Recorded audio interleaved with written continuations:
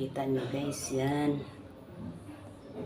Dalawang pakpak po guys yan. At isang dibdib. Ayan. Atin na muna yang iluto sa kanyang sauce bago natin in-air fryer. Nung nahapkok na ang in-air fryer na natin, kaya ito yung nangyari guys. May sauce pa rin siya kasi kumakatas ang ating manok. Ayan. Ang sarap niyan guys ng sauce natin. Ayan. Pwede na po tayong kumain. Ayan.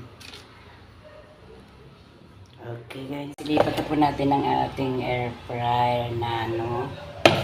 Ayan. Lagyan na po natin dito. Parang ano. Napakasarap guys. Oh. Kita nyo guys. Oh, yun. Tinapos ko lang po to guys sa air fryer. Ayan. Tapos itong sauce niya guys, napakasarap yung sauce na ating ano. Ayan. Ilagay po natin ang sauce dito.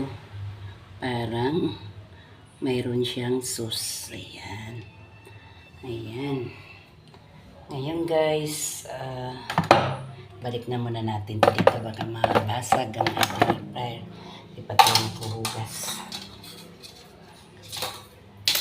Yun guys, ating lagyan to ng sibuyas. Parang mas, ayan, mas masarap. Kasi guys, mas masarap kay pag may sibuyas siya, dahon. Pero nilagyan ko to kanina guys ng sibuyas din. Ito na guys. Ayan, sarap-sarap naman to guys ang ating, ayan. Let's go, atin na po dadalhin na po doon sa ating lamisa para makakain na po tayo. Ayan. Ayan. Alisin nyo dito guys. Ganda na po nakapatong dito sa lamisa. Ayan. Okay.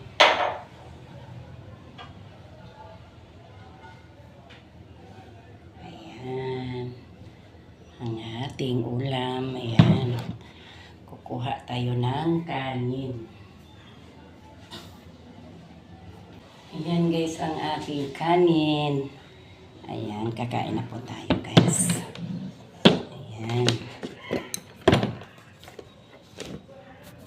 Guys, ang aming ulam.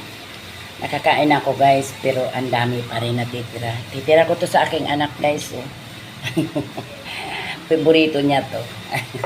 Halos ano to, kalahating manok. Hindi niya kayang ubusin yung guys. Kaya, yung para sa kanya yan. Ayan, thank you for watching.